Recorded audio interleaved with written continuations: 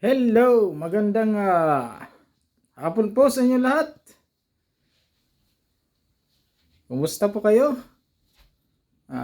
Ito po ngayon ang klima ngayon dito sa New Zealand.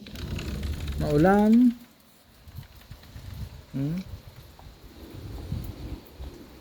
Kala mo mayroong signal number 3 na bagyo. So ganito lang ang libangan ko dito. Manood ng TV. Yan, tinitingnan ko kung ano ang quality ng video nito mamaya. Upload ko sa YouTube. So ito yung labas. Yan. Pakita ko sa inyo yung motor na nagkakahalaga na $100 or 3,500 pesos. Ito yung motor na yon.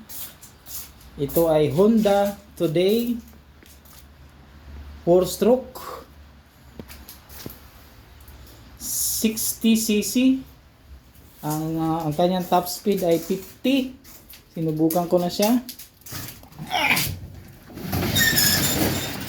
Yan. So, kagandahan dito sa New Zealand, mabilis lang kumuha ng ng plaka. So, ito nakuha to ng ilang araw lang. Wala pa isang araw. Wala pa isang oras. So, mga 15 minutes lang. So, yun. Yan. Side mirror niya,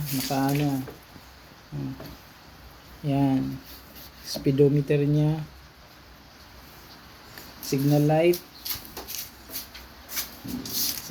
niya ay napaka-classic na motor na to. So ang gulong maliit lang, kickstart and electric start, signal light dito,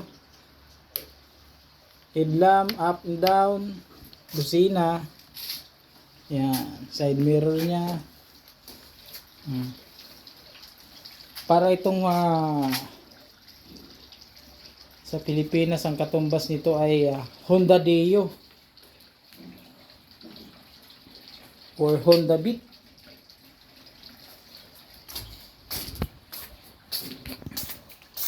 Okay, yun lamang po.